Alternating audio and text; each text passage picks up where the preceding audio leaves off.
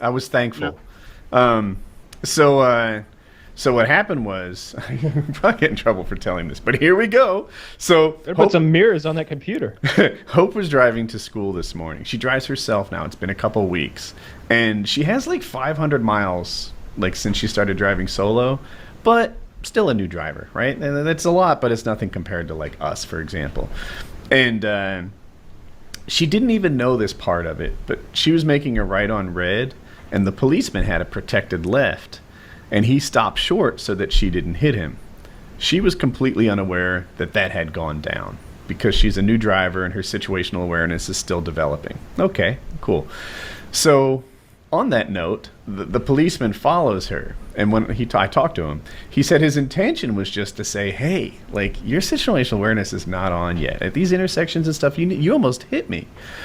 But he's following her, and he turns the lights and sirens on and follows her. She doesn't know. She thinks maybe he's after someone else. She didn't notice him. There are criminals about. Yeah. So speed up. I know where this happened, and I think he followed her for about a mile. And she's not, sirens going, lights going, the whole 9 yards. I'm gonna get in trouble. Slow speed chase. She said that for the last 15 seconds or so, she knew he was there and that he was after her, but that she didn't know where to pull over. Now, this is 8:30 a.m., and while the road has no shoulders, it is lined with like parking lots and like banks and strip malls and stuff like that. Mm-hmm. So anyone on this call would have been like, oh, I'm going to pull into the 7-Eleven or something and we'll work it out. But to her, it's like, I don't have a shoulder. What am I up to? So she's headed into school, and thankfully her school has a deputy that directs traffic because the kids have to make a left in front of 2 lanes of traffic. Wait a minute. Did she continue the slow speed chase all the way to fucking school? Yeah, that's real. It was about a mile or so. It happened near school. Bro, that's quite the distance. Yeah. So the slow speed chase, it happens to school, and then as she's making a left, there's a deputy that kind of works as a traffic guard. And a side note, love that. Because these are all brand new drivers making a left across 2 lanes at a busy road. There's a deputy that's like, you guys slow down, you guys go. That way these kids don't hurt themselves as they learn to drive.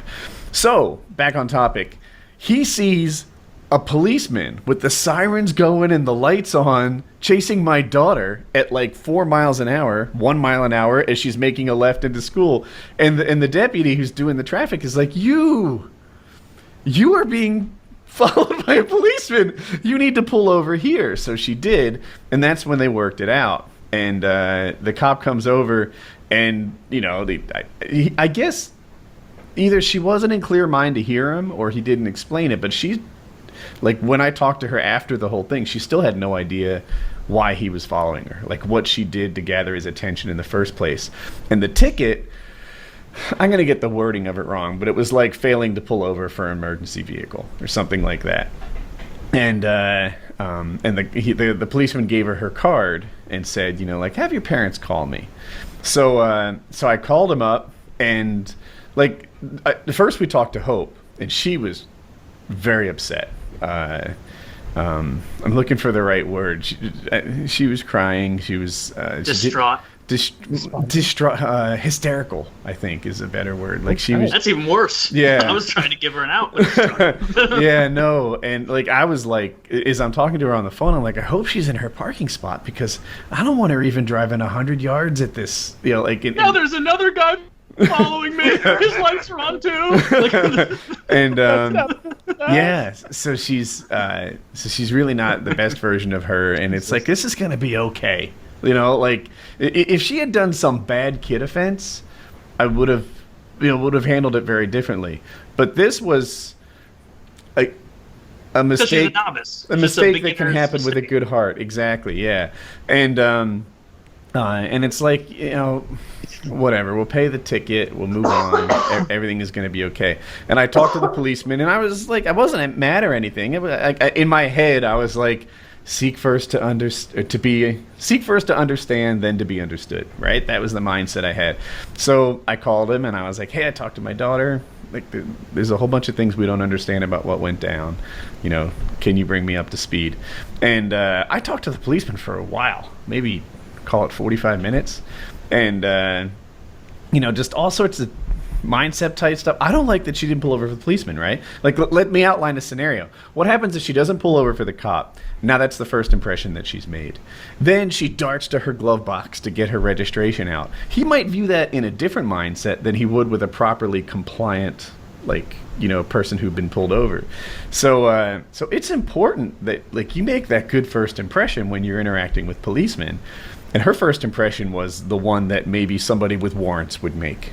Right? Or someone who needs to hide some shit in the car before we pull over. Yeah. I didn't even think of that, but that's a thing too. Yeah.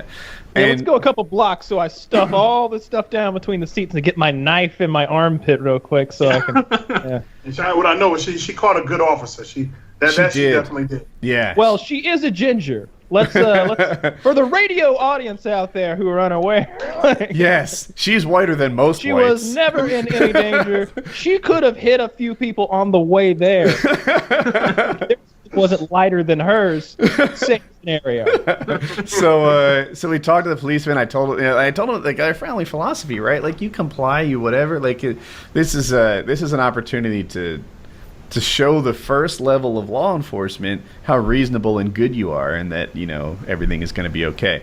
So, anyway, he asked about her grades. Her grades are really strong. I'm going to brag about her later in the show, but we just got, her grades fixed and stuff, and now they're fantastic. And, the end of it, after I talked to the cop for a while, he threw away the ticket. And everything is fine. Yeah. Wow. Yeah, he had written it out and everything and gave it to her, but he hadn't submitted it electronically. I'm sure you've experienced a scenario exactly like this before. Just like that. I bet you got a story where... Southern Connecticut just last month. And the exact same thing happened to me in less than 3 seconds. However, that ticket didn't get thrown out. My wife, being Hispanic, was questioned as to if she's okay. I'm on the passenger side. I wasn't even on the driver's side. I pulled up. I was on the passenger side just so he could ask if my wife was okay. That was the best conversation in the world. There's something you need to know. I was like, I don't know why you need my license. I wasn't driving anywhere. She was driving. It was like, it's just normal. It must be normal for Southernton because it's not normal for where I come from. And I was like, I don't keep my license on. I had it on there. I was just being an asshole. No, that is not how we behave, damn. Do I need to talk to you and Hope? I don't know how to behave. But he goes back to the wife, and then he just says, Miss, are you sure you're okay? What the fuck is the sure for? You see the wedding ring on her. I'm pretty sure she was all right when we passed you because we were laughing. And you just know that she's sitting there like, all you gotta do is give him the nod, and he will drag your ass out of this car. It's over after that. It was quite the interesting afternoon. If we're talking about a racial thing, you should know the cop was black. I'm pretty sure. I only talked to him on the phone, but you can tell over the phone if a guy's black or white. And I'm 99. I'm going to look at you for the next minute, and I'm going to ask that you blink if you are in any danger at all. Where is this man taking you? The policeman was great. What he really wanted to do was teach Hope a lesson. And I guess he concluded that lesson was learned without a ticket. And I've never had a ticket written out for me and then had it thrown away. I honestly didn't know that could happen. I thought that old trope of once they write it out, it's done. Because even when I'm really friendly and I'm always respectful of the cops, and they'll be like, yeah, you were going 69 and a 60. There you go. Just keep it down or keep the speed down. And I always hold out hope. Maybe he'll be like, you know what? You're a good guy. But no, never.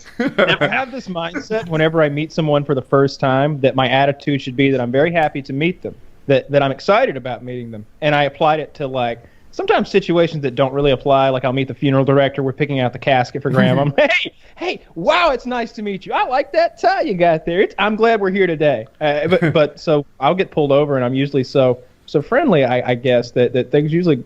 I've had a lot of tickets thrown away. I've gotten a lot of leeway. Although me. I must have gotten 5 speeding tickets over the course of a year and a half at one point. That is so many in a year and a half. It was so many. It was a lot. They weren't all speeding tickets now that I think about it. I ran 2 stop signs. I ran through a red light. But then there were 3 bad speeding tickets. You gotta just fucking leave earlier wherever you're going.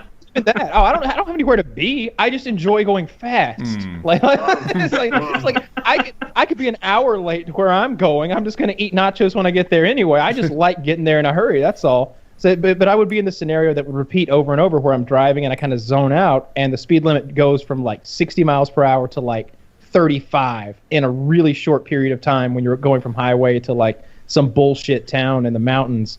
And I got stopped one night going like 72 and like a 35, like more than double the speed limit. So yeah, when I was a teenager, that was my benchmark. I felt like if I wasn't going double the speed limit, I was a pussy. And if you think it through, like the roads that you know, it's a really good benchmark for aggressive driving. Like, yeah. Like in Ocean City, the speed limit was only 35, but 70 there is pretty freaking fast. It's remarkably dangerous. And then like on a highway or something where the speed limit's 55 and you're going 110, it's like equivalently dangerous. And that was how Idiot Me drove. Maybe I would tell Idiot Me that. Slow down, you jerk. I've never had a ticket written out and then thrown away, but I did get pulled over once and not end up getting a ticket. When I was leaving, I guess I was like 18 or so at the time, and I was driving. I had a Jeep at that time, and it sat me, another guy, and then 3 of my friends in the back. And it was real late, and we went to Taco Bell. Like, we're just going to go eat some Taco Bell. We'd just been fucking around playing video games or whatever all night. And so I was driving, and I get out and on this like windy woods road on the way to the main road to find the Taco Bell. And I get out there, and I had to be 17 because I was real nervous about the cop. And this guy gets up behind me on this wooded trail road, and it was one of those speed limits that even the police fly through there because it is bananas how inappropriately slow it is. Like, I'm going 25, probably like 23 miles an hour in a 25, just hoping this cop, who's clearly in retrospect becoming upset that I'm driving so slow, is right behind me. And we're passing a bunch of neighborhoods. The ones we were passing at that time were pretty nice. And I was like, all right, fuck this. I'm just going to turn into a neighborhood, let this guy go past me, and then I'll pull back out because I'm going to have a goddamn panic attack with all my idiot friends making noise and being assholes while I'm trying to, white knuckle this through. And keep in mind, I'm just nervous because it's a cop. There's nothing illegal. I didn't do anything wrong. There's nothing in the car. I was just like, fuck, I don't want to get a ticket. So I pull in, immediately he turns his lights on and follows me in there. I pull up right next to the first house. He comes out. Or I'm sorry, he didn't come out. He sat in his car like they do, run the plates, make sure you're not like a felon or something. And then another Charger cop pulled up. I was like, oh, that's interesting. And then a Ford Explorer cop pulled up. Jeez. And before the Ford Explorer, but after the second Charger, the guy gets out, walks up, and is like, hey, couldn't help but notice you just kind of pulled into this neighborhood after leaving that other one. Can you tell me why? I was like, yeah, honestly, I'm only 17. I'm really nervous driving around cops because I feel like I'm going to make a mistake. I just pulled in here. We're on the way to Taco Bell. I just wanted to let you pass so that I wouldn't be so stressed out. And he was like, okay, all right. Well, everybody in here, how old are you guys? Anybody 18? And I had one 18-year-old friend who was there. The rest of us weren't. And he's like, okay, just making sure. I'm going to go back to my cruiser real quick. He went back. The other cops had gotten out by this point. They were just standing around. I don't know why. Like, I think they'd all realized at this point, like, this is a bullshit call. And the guy then came back up, asked me to get out of the car and come to the trunk with him. And so I got out, went to the trunk with him. He asked me to open it up, so I opened it up. Looking back, I now know I didn't have to do that because I know my fucking rights. Yeah, Fourth Amendment. But I just opened it anyway, and he searched my car, like top to bottom. After that, had all my friends get out, searched my whole car. I had my great-grandpa's pocket knife was in the center console of the Jeep. They took that. I never got it back, so that kind of sucked. It wasn't like it was some real sentimental thing. It was just kind of like, oh, that's a real old pocket knife, and now I don't fucking have it anymore. And he called me around to the trunk again, picked up a green airsoft BB, because I was in a big airsoft phase, and he's like, why don't you tell me about this? And I was like, this is an airsoft BB from my airsoft gun. Me and my friends shoot each other with fake guns in our backyards for a good time. And he's like, oh, is that right? I bet that is. He like throws it back in the trunk. And I was like, and I didn't really understand that. I'm like, is this? No, he must be being sarcastic or something. And so then he pretty much closed it all up, realized nothing was going to be wrong with it, and then he said, all right, now I'm going to follow you back to that neighborhood that you left. And I was like, but we haven't even been to Taco Bell yet. Like, we haven't been where we needed to go. And he's like, people in this car are under 18. past curfew. I'm going to follow you back. And I was like, okay, I guess. And so he followed me back to my friend's house where we were hanging out, and then just said, like, all right, and you guys better not be leaving again, because we're going to have people on this road most of the night, and we have your license plate, or whatever the fuck he said. And it was just uncomfortable realizing, like, God damn it, I didn't even do anything illegal, and now I can't get Taco Bell. And so, you know, you should have walked that's to a Taco real Bell, that man. I understand problems with the police. I get, you know, like, Dude, I've had this happen to me. At this point, the most respect I have for the entire story is the passion you have for Taco Bell. You know what I'm saying? That's love right there. yeah. I was in 8th or 9th grade, and I'm a passenger, and we're going home because I'm this cool from a roller skating rink, and we were all really excited. Like, I don't know if girls paid attention to us or what went so well, but we were singing and dancing, and this particular old truck didn't have any, like, cloth on the interior, and when you clapped, it was crazy loud. Like, to hurt your ears. So we're all like clapping to the music and like going wild on our drive home from the roller skating rink at peak happiness. And the driver maybe was going, I know he had a couple, if he had got another ticket, he'd be in trouble. So the policeman like spotted him, probably speeding, turns around and chases him. I think what he actually might have saw was us being idiots in the car and clapping and stuff, because he didn't seem to like that. He pulls us, instead of just pulling over nicely, he tried to turn into some side road, thinking that the policeman like would never catch on to that ruse.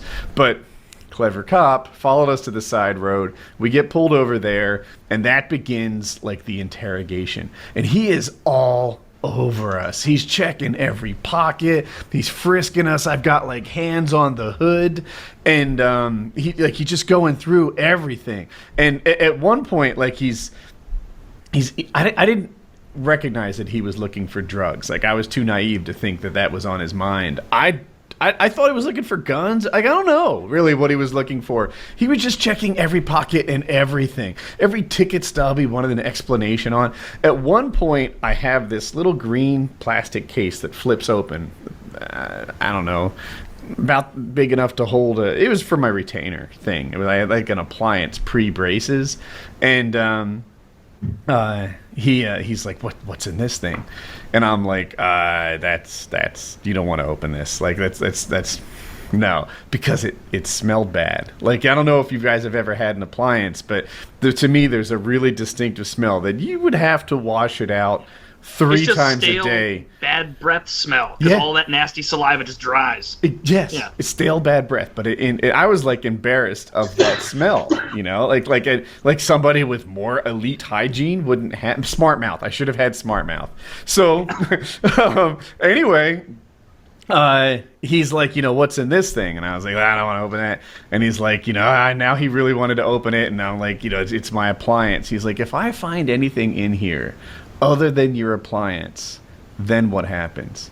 And like, I didn't know what he was headed at. I had no idea. This whole situation was confusing to me. So I made him like this, what do you want to find? This is the bargain. I was like, if there's anything in there other than my appliance, you can keep my winter coat. I don't know. Wait, how old are you? Like 14. I don't know. All right. Things are starting to make a lot of sense now. All right. And I was just like, that was the deal that I struck with him.